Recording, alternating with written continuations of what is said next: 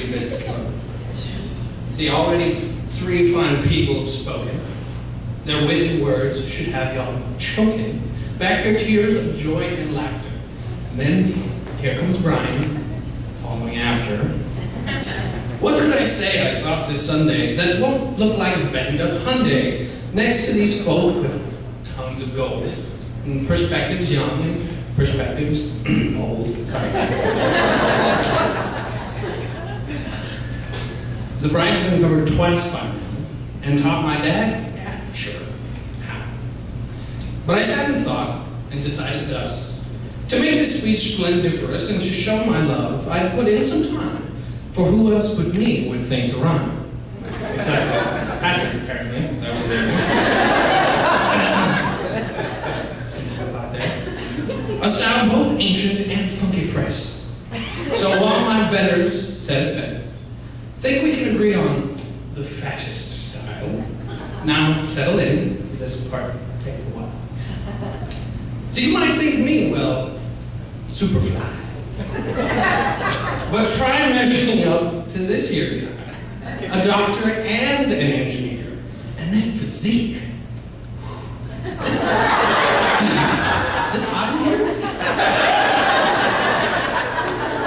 Jokes aside, when we first met, I'll admit my brow was rather wet. Mom and Dad told stories, see, about this guy who met Leslie. He was taller, thinner, and older than me. And oh, by the way, he's a PhD. But when we first had a chance to meet, I found this guy was easy street, respectful, classy, from the land of clover. But though mild-mannered, no pushover, we had a chat once over a drink, and forcefully I said, I think I'm in the right and you're wrong, you see. His eyes narrowed and he said, I disagree. But that was that, not another sound, though one day I hope he'll come around. It was nice to see that our differences wouldn't come to much, for mine and his couldn't possibly be quite so diverse as the multitude that are his and hers.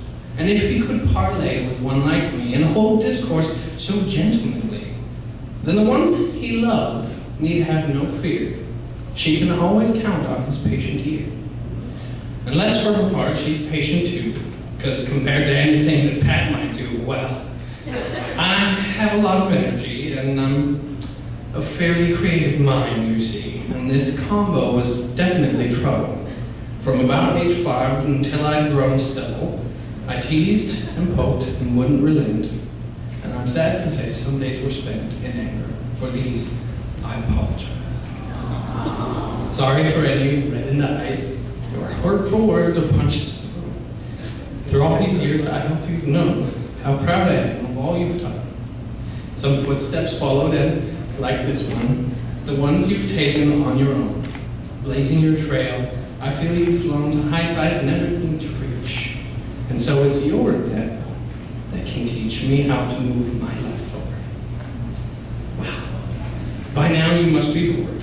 So I'll wrap things up, and after all this rhyming jazz and fall, if there's one thing that you take away as a memory from this fine day, I hope it's that dear Pat and Les come from families triply blessed. Once for she, twice for he, and thrice to share one family tree. And as for Les, if you should take away 2, I hope it's that you keep my love for you in a special place beside your heart, right next to Pat's, till death do we part.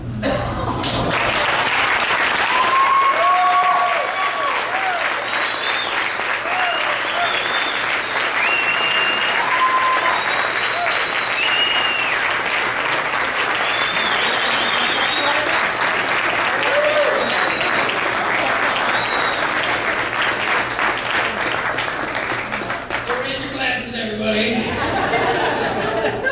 No more tears tonight, I think. Right to all the people